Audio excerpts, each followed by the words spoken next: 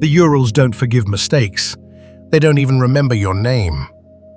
On a frozen slope called Kholat Syakhl, Dead Mountain, 9 experienced hikers sliced their tent open from the inside and ran into the dark, without boots, without coats, without a plan.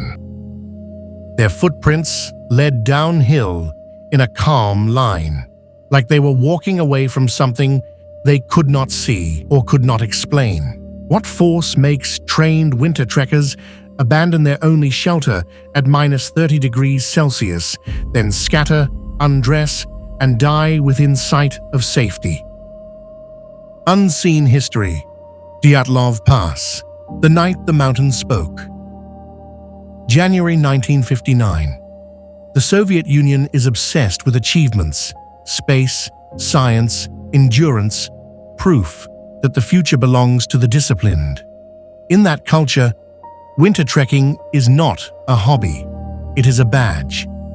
At the Ural Polytechnical Institute in Sverdlovsk, a small elite group signs up for a Category 3 expedition, the hardest rating available at the time.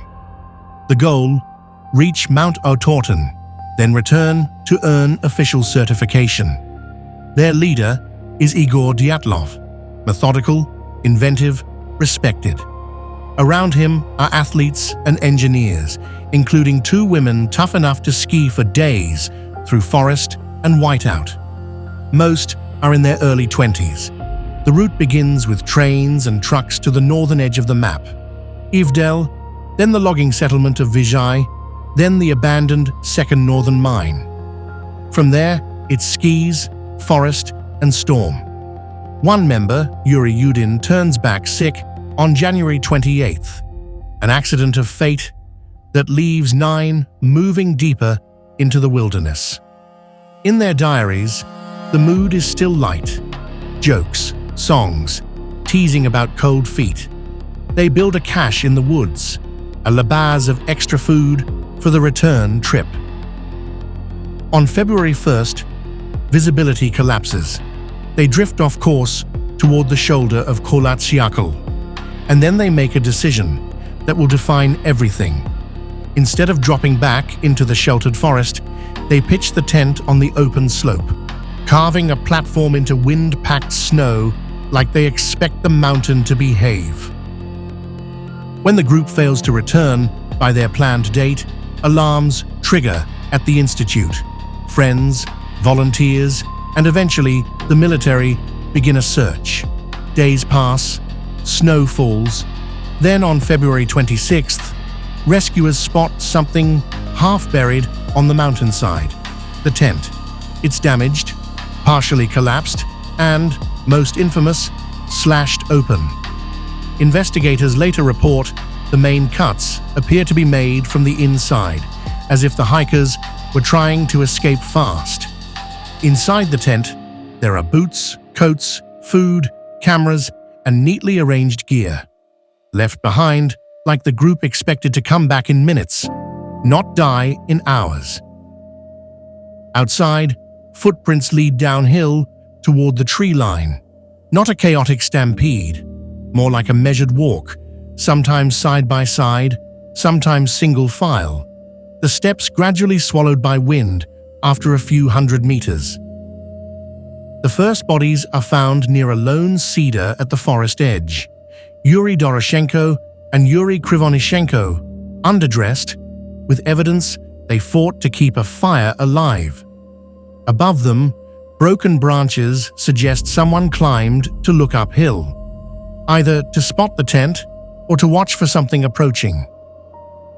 Between the cedar and the tent, 3 more are discovered over the following days, spaced like a grim breadcrumb trail back uphill: Zina Kolmogorova, Dyatlov, and Rustem Slobodin. Their positions imply one thing: after fleeing, at least some tried to return to the tent and couldn't make it. But the story gets stranger in spring. When the snow melts in May, searchers probe a ravine deeper in the woods and find the last 4 hikers: Lyudmila Dubinina, Semyon Zolotaryov, Alexander Kolovatov, and Nikolai Thibault-Brignol. These 4 are better dressed, some wearing clothing cut from the dead, yet their injuries are catastrophic. Crushed ribs, a fractured skull, and trauma described as comparable to high-force impact.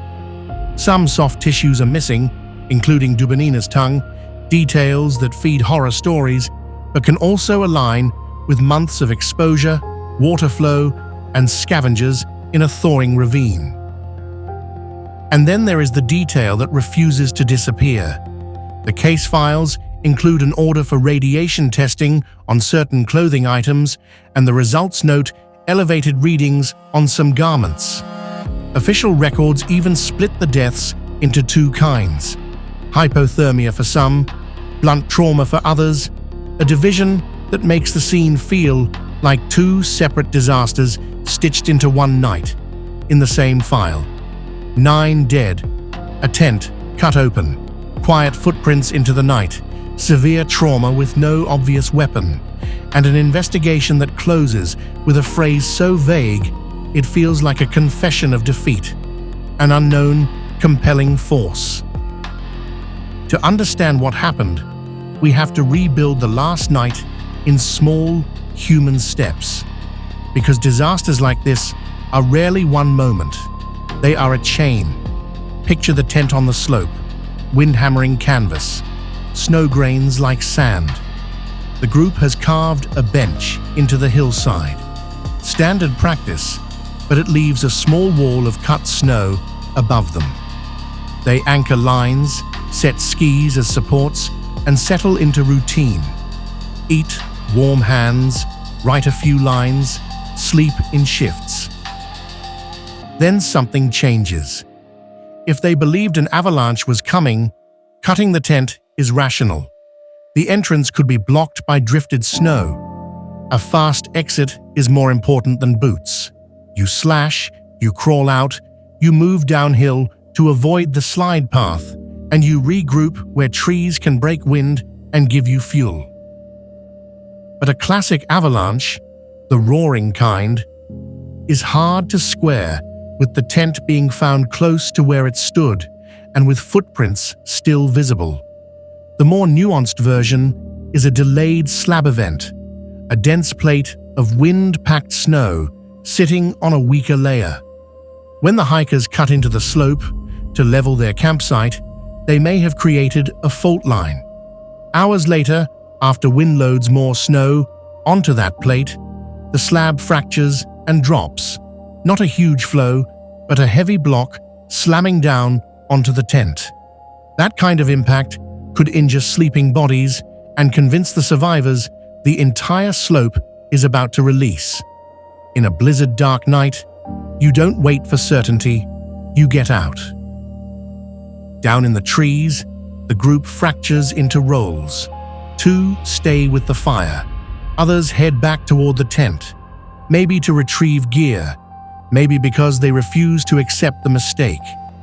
Hypothermia compresses time and blurs judgment until simple tasks become impossible. In late-stage hypothermia, victims can experience paradoxical undressing, removing clothing because the nervous system misfires. The RAVINE group likely attempts the smartest move left: build a snow shelter. But ravines are traps. If a snow overhang collapses or someone falls onto rocks in low visibility, the injuries can become severe without a fight ever happening. But here's the twist that keeps the case alive. The evidence refuses to be tidy, and every explanation leaves splinters.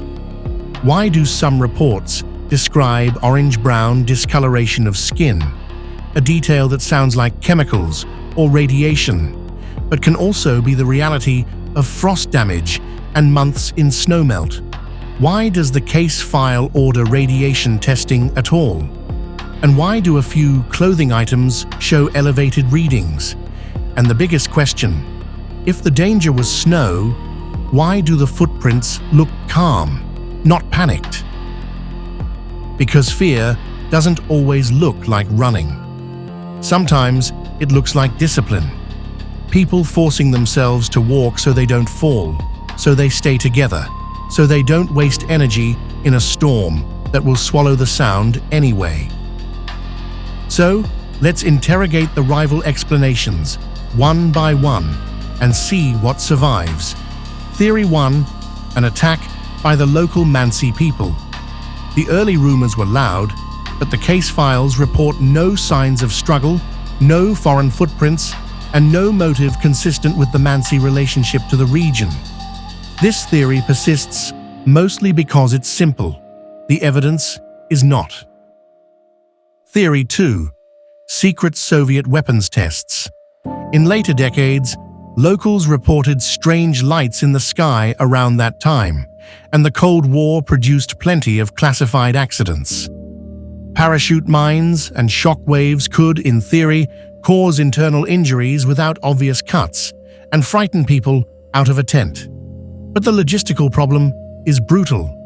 Why test near a student hiking route, and why leave 9 bodies to be found? Secrecy tends to erase, not advertise. Theory 3. Infrasound panic. The idea is that wind over the mountain creates a low-frequency hum that triggers dread and disorientation. It's cinematic. It's also hard to prove, and it still doesn't neatly produce broken ribs in a ravine. Theory 4. KATABATIC winds. Sudden, violent downslope winds that can flatten tents and make staying put impossible. Yet the tent wasn't blown away. It was cut open, and the group moved downhill into a forest where wind is weaker, consistent with seeking shelter, not fleeing an attacker. When you stack these theories against the physical scene, platform cut into slope, downhill movement toward tree line, a fire attempt, and a later snow shelter effort, the natural explanations begin to interlock. The strongest modern model blends them. Harsh wind loads snow onto a weakened slab above the tent. Hours after camp is set, the slab releases, partially crushing the tent and injuring some members. They escape fast, believing a larger slide is coming. In darkness, they navigate by instinct toward the trees, then fracture into survival tasks. Hypothermia, exhaustion, and secondary accidents finish what the mountain started. This doesn't erase every anomaly. It doesn't satisfy every family, but it turns unknown force into a chain of plausible, deadly steps, each one small enough to ignore until it's too late. The Dyatlov Pass story endures because it's a perfect machine for suspicion. Soviet secrecy, missing pieces, and a tragedy with no survivors to contradict the myths. But in recent years, researchers started testing the old theories against snow physics and biomechanics. Modern modeling has shown how a delayed slab avalanche could be triggered by cutting a snow platform and then loading it with wind-driven deposits hours later, crushing a tent just enough to injure people, then leaving a deceptively intact camp by morning. In 2019 to 2020, a renewed official review by Russian prosecutors also leaned toward a natural cause, arguing for avalanche-related explanations rather than attacks or weapons. Whether viewers trust that conclusion is another question. The point isn't that we now have certainty. We don't. The point is that the Dyatlov Pass stops being supernatural when you treat it like a sequence. A risky campsite choice, a sudden structural failure of snow, an emergency exit, a desperate move to the tree line, and then a slow collapse of decision-making under hypothermia. The most chilling part is not a Yeti or a missile test. It's the possibility that the hikers did many things right, staying together, heading for shelter, making a fire, sharing clothing, and still died because at -30 degrees Celsius, the margin for error is measured in minutes, not hours. The simplest answer is not simple at all. A snow collapse. small or partial, and the fear of a bigger one forced an emergency evacuation. The group did what trained hikers do, moved toward the tree line, tried to make fire, attempted to recover equipment, and then, split by necessity, lost the battle against cold, exhaustion, and blunt trauma. That explanation is unsatisfying in the way reality often is. It doesn't give us a villain. It gives us a chain of ordinary decisions under extraordinary pressure. And maybe that's why we keep returning to this file, because it warns us how quickly competence becomes vulnerability when the environment flips the rules.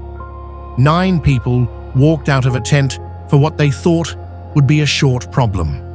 None of them walked back in, and in that silence, the mountain got what it always wants, the last word.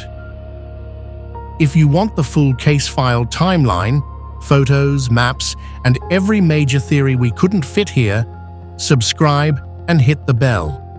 Drop your theory in the comments and tell me which Soviet mystery you want opened next. Until then, stay warm, stay curious.